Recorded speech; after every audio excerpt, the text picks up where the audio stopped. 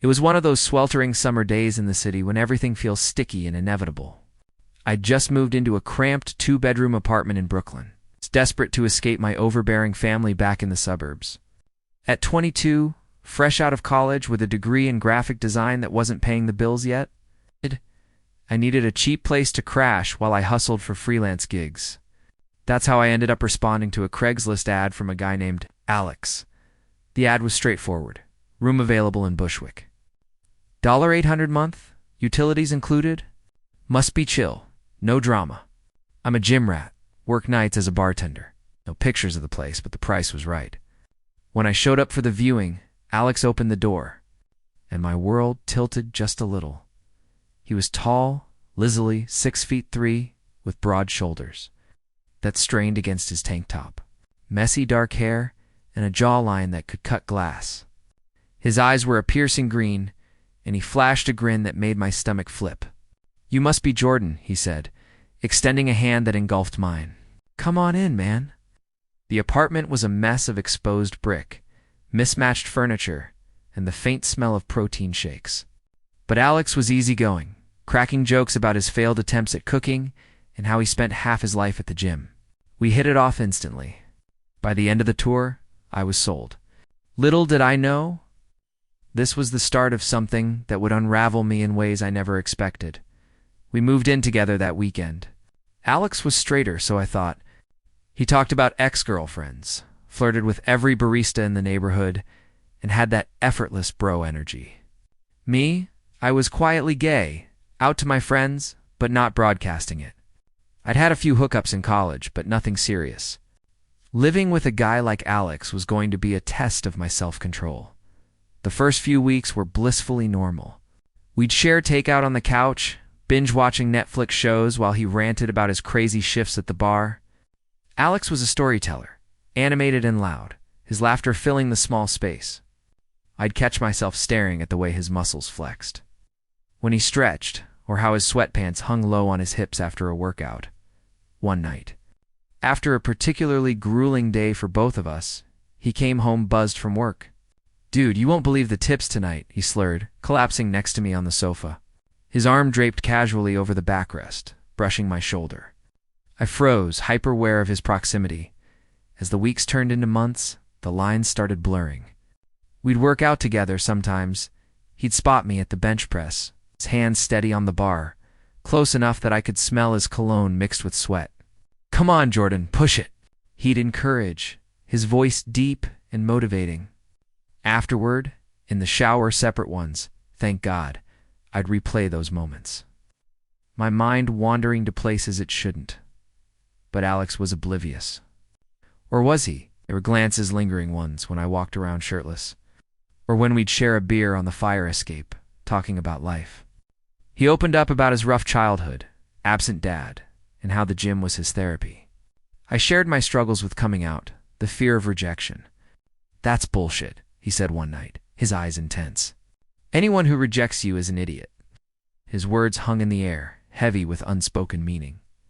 It happened on a Friday evening, the kind where the city hums with weekend energy. I'd just gotten back from a freelance meeting, exhausted but buzzing from landing a small gig. Alex was in the living room, fresh from the shower, wearing nothing but a towel wrapped around his waist. Water droplets trailed down his chiseled abs, and I had to force myself to look away.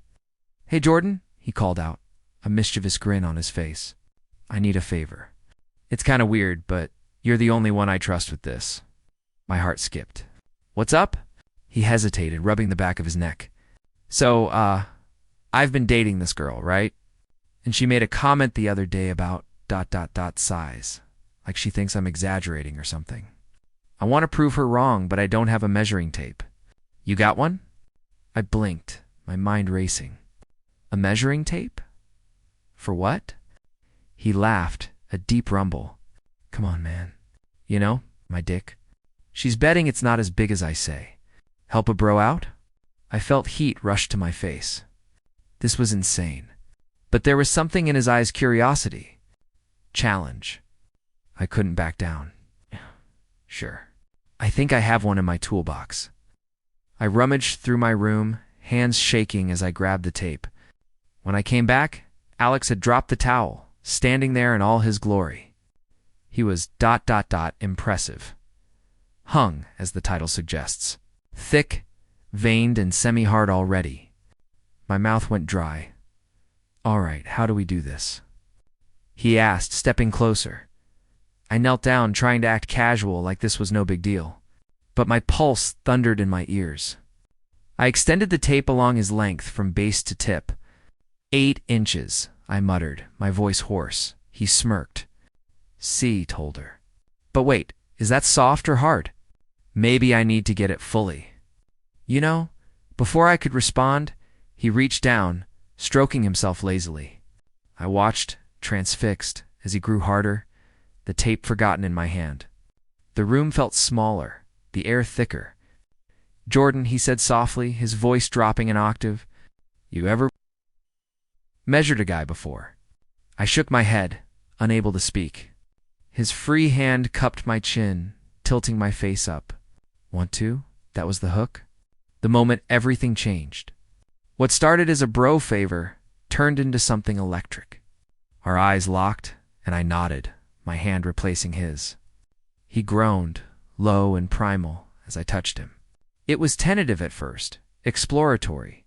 But then his lips crashed onto mine, hungry and urgent. We tumbled onto the couch, clothes shedding like old skin. His body was a furnace against mine, muscles rippling as he pinned me down. "I've wanted this for months," he whispered between kisses, his hands roaming my chest, my thighs. "You're so fucking hot, Jordan." I was lost in him, the taste of his skin, the weight of his body. The way he filled me completely when we finally crossed that line. It was raw, passionate, a release of all the built-up tension. But as we lay there afterward, sweaty and entangled, I realized this wasn't just sex. There was emotion bubbling under the surface. The next morning, reality hit like a cold shower. Alex was up early, making coffee as if nothing had happened. "Morning, roomie," he said with a wink, but his eyes avoided mine. We didn't talk about it. For days, it was awkward silences punctuated by stolen glances. I'd catch him watching me cook, or he'd brush against me in the hallway, sending sparks through my body. One night, after a few drinks, he broke the ice. About the other night. That was intense. "Yeah," I agreed, my heart pounding. "Was it just a one-time thing?" He sighed, running a hand through his hair. "I don't know, man. I've never been with a guy before. But with you, it felt right, natural." The conversation opened the floodgates. We started exploring slowly at first. Dates disguised as hanging out, like picnics in Prospect Park or late-night walks. He'd hold my hand when no one was looking, his thumb tracing circles on my skin. The sex was mind-blowing. But it was the quiet moments that got me, him falling asleep on my chest. Murmuring how safe he felt with me, Alex confessed his confusion. "I thought I was straight, Jordan. But you make me question everything? In a good way." I fell hard. He was vulnerable under that tough exterior, a guy who'd been hurt by past relationships, afraid of commitment. I wanted to be his anchor, but paradise doesn't last. Alex's job at the bar meant late nights, surrounded by flirty customers. Jealousy crept in when he'd come home smelling like perfume, laughing about some girl's advances. "It's just work," he'd say, but doubt gnawed at me.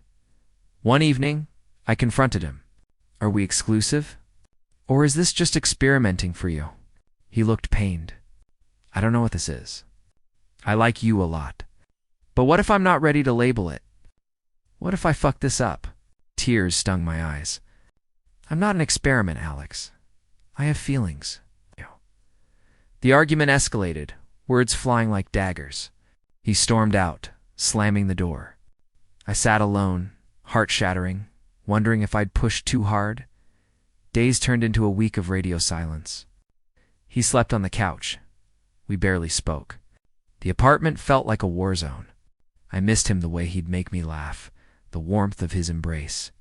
Was this the end? It rained that night, a downpour that mirrored my mood.